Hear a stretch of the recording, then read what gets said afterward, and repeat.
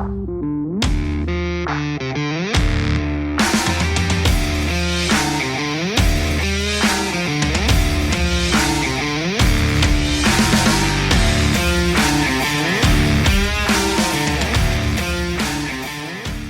it's Junior. Welcome back to my channel here at Horsepower Warehouse. If you've been following me for a little bit, you know that I am no stranger and I'm not shy about showing off my builds. I'm ultra proud of the stuff that we accomplish back here in the shop, but that is not the purpose of today's video.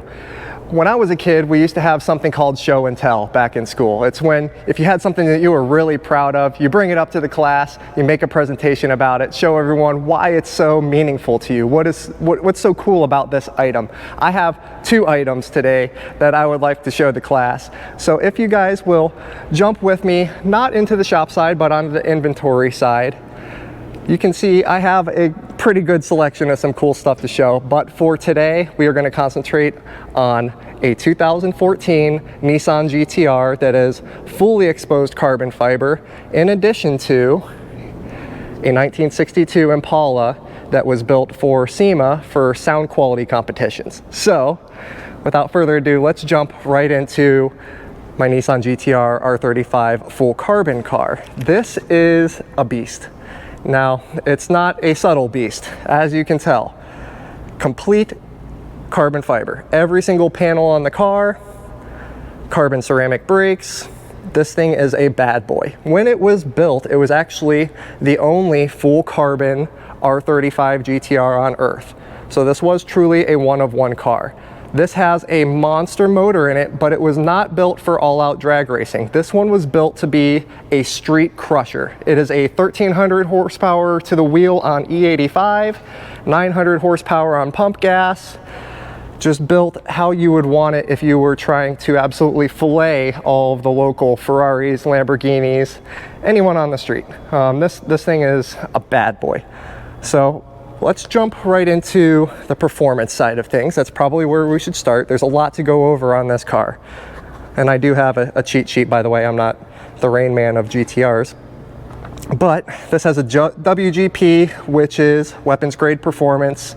It has 3.8 stroker motor, brand new block, diamond pistons, Carrillo rods, Sonny Bryant billet crankshaft, 5-axis heads, billet cams, ETS Pro 1700 turbos, Motec M150, biggest intercooler, carbon fiber intake, biggest fuel rails. It goes on and on and on.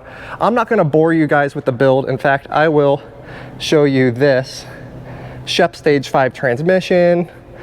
It was a fully nicely built car.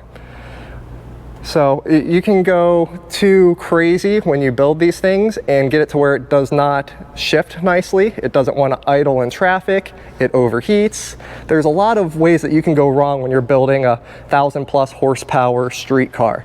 This car was built to drive. And I promise you guys, if I wasn't married, I would absolutely sell my kidney and I would daily drive this car to and from work. Because I have about an hour commute, I think I can knock it down to about 20 minutes if I had this as a daily driver.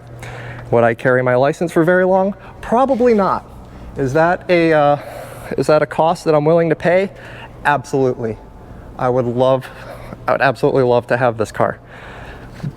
Now, let's go back to the carbon.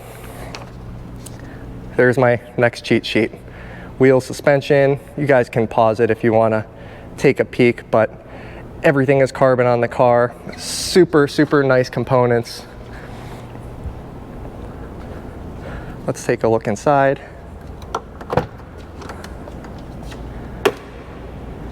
Now, I have been informed by the higher ups that I am not allowed at this point to do any driving, rolling videos on this car. Number one, because I don't own it, which saddens me again greatly. But number two, I don't have a whole lot of requests for it. So if you guys want to see me drive this thing, get it out on the road, get some rolling shots, please drop a comment down below. I would love to oblige. I mean, all dry, matte carbon. And by the way, this isn't like an overlay, guys. These are real deal carbon. I mean, this is not fakery. This is not a wrap. I mean, everything on this car is dry carbon fiber. Really, really cool. There's some really rare stuff like the OEM matte carbon. I mean, there's a lot of really high-end stuff in here. The Bride, real Japanese seats, the top secret floor mats. There's so many details in this car that you could spend just an hour kind of going over and just rediscovering things. I will be honest with you, I spent every bit of an hour just kind of gawking at this car and looking at all the titanium. I mean, things like the titanium hood prop. There was some money spent on the details, and when you get into a car of this caliber, the details really matter. Same thing with the 62 I'm about to show you over there. It's just really, really neat. Love the wheels. That's exactly what I would have on my Japanese car.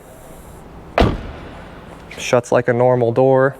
This thing is a fully drivable, completely exposed carbon fiber R35 that you can put E85 and have a 1300 wheel horsepower monster, or you can just run 93 pump gas in it. 900 wheels should be sufficient for pissing off your neighbors.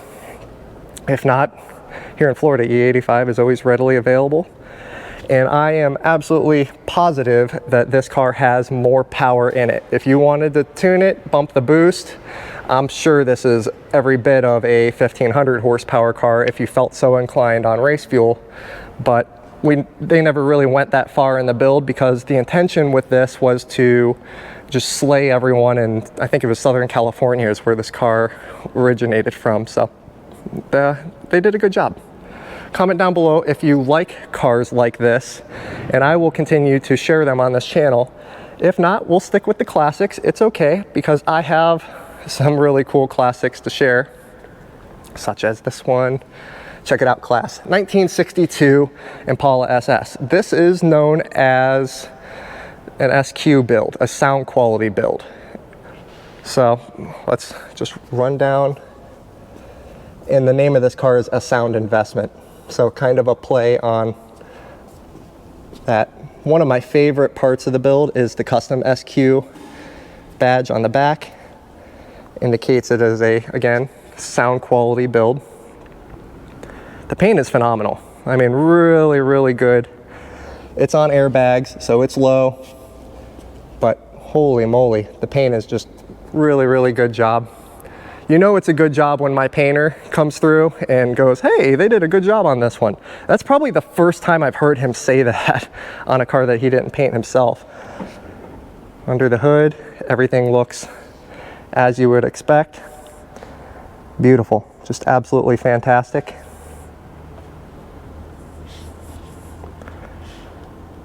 Nice little small box Chevy under there. Let's go ahead and lower her down. But all the tricks in this car are both in the trunk and inside. So when you pop her open, you can see beautiful interior. Big boy speakers right there. So sound quality is all about placement. So it takes a lot of doing, and there's a lot of hidden speakers in this car. In the rear shelf there, you can't really tell. The only thing that really signifies that this is a sound quality build from within is the placement of the mids and the tweeters here on the dashboard, which have been flush fitted, and they did a really nice job. It looks great. There is audio packed in this car. Now, don't quote me to this, but I heard there's $80,000 worth of audio in this car. You have a Stinger power supply, because again, this car was built for SEMA. So that power supply you plug into the floor, run it underneath the car, and you can run the audio and the lights all day long for show use. Headliner looks fantastic. Seats look great, super comfortable. I love that it's the bench.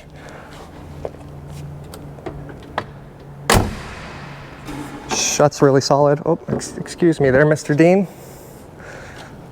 Don't fall on my car. Don't you do it. Okay, all right. Shh, you lay there. So, let's pop the trunk. Lucky for me, I've got keys available.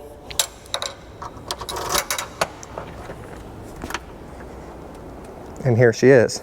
Now, You might go, oh wow, Junior, I don't really see 80 grand worth of stuff here. Well, that's why we have these panels, and if they're on magnets.